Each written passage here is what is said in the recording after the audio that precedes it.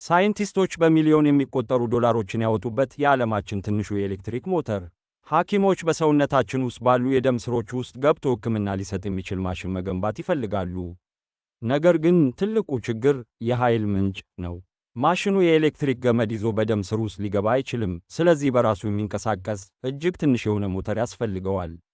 የዚህ ሞተር አሰራር መርህ አስገራሚ ነው። መሐንዲሶች ይህንን ጥቃቅን ሮተር ከአራት ጥቃቅን ማግኔቶችና ከዓይን የማይታዩ 4 ማይክሮ ኮይሎች ጋር አዋህደውታል። ኤሌክትሪክ በኮይሎቹ ውስጥ ሲያልፍ ኤሌክትሮመግነጢሳዊ መስክ ይፈጥራል። ይህ መስክ በዙሪያው ካሉት ጥቃቅን ማግኔቶች ጋር በመገናኘት ሮተሩን ያለማቋረጥ ይስበዋልና አቅጣጫውን ይለውጠዋል። ልክ እንደ ተራው የኤሌክትሪክ ሞተር በትክክለኛው ቅደም ተከተል ኤሌክትሪክ እስከቀየርን ድረስ ይህ ጥቃቅን ሮተር በከፍተኛ ፍጥነት ይሽከረከራል። ነገር ግን አንድ ትልቅ ችግር አለ። ሞተሩ በጣም ትንሽ ከመሆኑ የተነሳ ፍንጣሪ እንኳን ቢገባበት ስራውን በቅጽበት ሊያቆመው ይችላል። የሰው ልጅ ቴክኖሎጂ ምን ያህል እንደደረሰ ማየት ያስደምማል አይደል?